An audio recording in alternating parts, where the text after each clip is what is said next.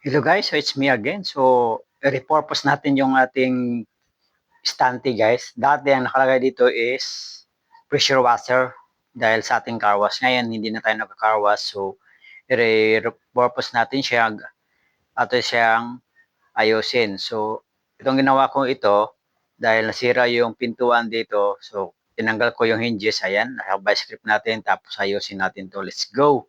So, subaybayan nyo guys. Gawin natin tong stante pa rin siya. Pero iba ng purpose or gamit. Okay? So, ayan. I-repair na natin to. Ilagay ko na yung hinges guys or yung bisagra nga bakal. So, welding na natin to dito. Yan, welding na natin to. So, bali, ang door nito guys, apat. If you can see guys, maliit to siya dito guys. So, maliit. Kasi sa ibabaw, ang nakalagay dito dati is pressure washer.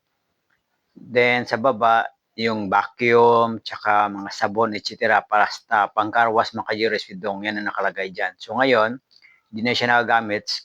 Sinabi ko kanina, nga repurpose natin to, di ba? So, ayan. Ayusin natin to kasi natanggal na tong pintuan dito guys dahil sa kalawang. So, ayusin natin. Yan, welding ko na ulit guys at idikit na natin to. Let's go! So, magandang outcome nito sigurado ko guys. Excited na ba kayo? So, panoorin yung mga DIY natin mga Juris Widong. Meron tayo sa TikTok na mostly sa DIY natin. Marami sa TikTok guys. Doon nakapost, madalang lang sa YouTube guys kasi busy pag edit-edit ba. Ito nga, magic na yung edit-edit natin dito. So, ayan. Binalik na natin yung pintuan. So, ang size nito guys is 30, 1 meter, 1 meter ito mga Juris Widong. Ayan, welding natin. So, ayan. Tira-tira tayo. Tira-tira. Shoutout sa lahat. Kung ikaw ay bago pa sa aking channel, if ever magustuhan mo ako ang mga video, thank you and please subscribe na lang or pa-share na lang guys. Pwede kayo kumuha ng mga idea sa mga ginagawa natin, mga DIY natin na dito sa ating YouTube. Pwede nyo gayahin yung mga idea natin guys kung gusto nyo, no? Walang problema niyan. If may tanong kayo, ask lang kayo guys, walang problema yan, no? Anytime, basta may time tayo, mag-reply lang ako sa inyo. So ayan, sa kabilang guys, if you want see guys, may niwilding ko doon dahil ginawa kong combine yung pintuan. Yan, ginawa kong combine. Kasi 'di ba apat ang pintuan nito.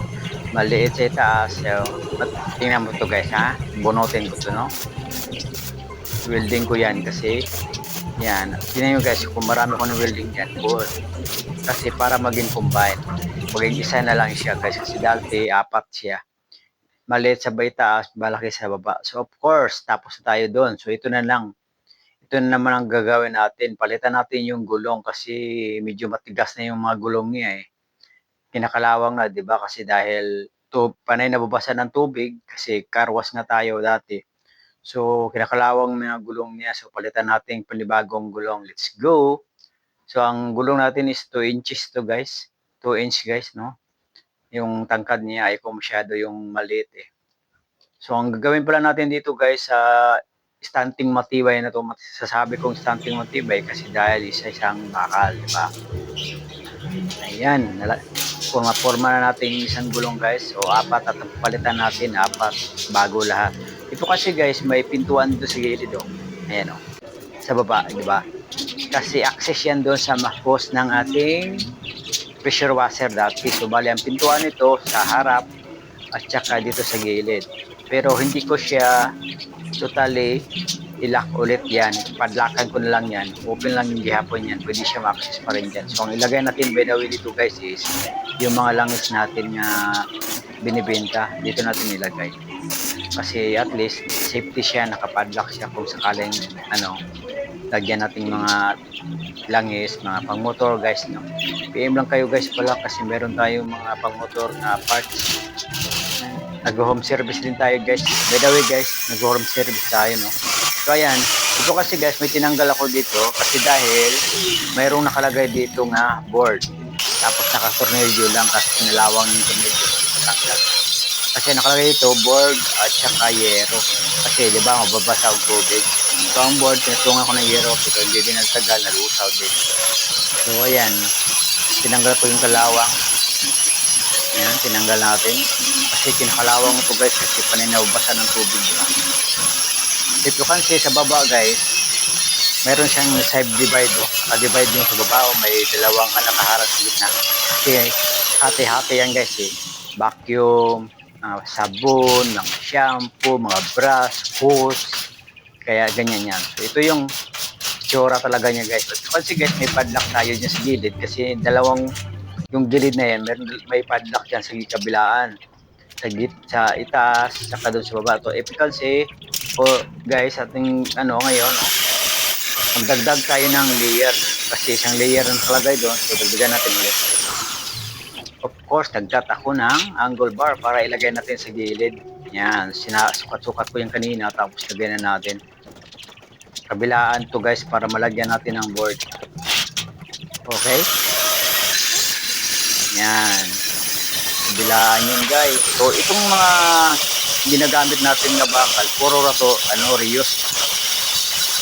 Ayan, ito kasi nagputol tayo. Ayan, napadalawang yan mga ginagamit na to guys na tinatanggal dun sa kabilang bahay. Sayang naman itapon, magamit pa naman o di gamitin natin. Mahal kasi materials ngayon guys, grabe. So ayan, welding ko yan sa loob ko nilagay guys, hindi sa labas ha. Tapos yung steel matting guys, hindi ko nakalimutan ko nung size dito, hindi ko kabisado sa mga sizing guys eh. Welding ko na yan, welding ko na. Mahaba-haba yung video natin guys ha, shortcut nyo na lang kung naiinip kayo sa ating video. Kasi kung masyado ma-shortcut guys eh, kasi hindi nyo masusunod kung anong ginagawa ko, kaya medyo mahaba talaga. Iyan, outcome. Yan, yung ibang video guys, wala na. Yung pagpintura, yung pagkatapos talaga. So ito na yung outcome natin guys. Yan ang output sa ating stunting na matibay. Yan. If you like, pwede kayong magpagawa sa akin guys kung gusto nyo. Pwede sa mga tindahan to. Yan, ipadlock siya kasi. Thanks for watching. Bye!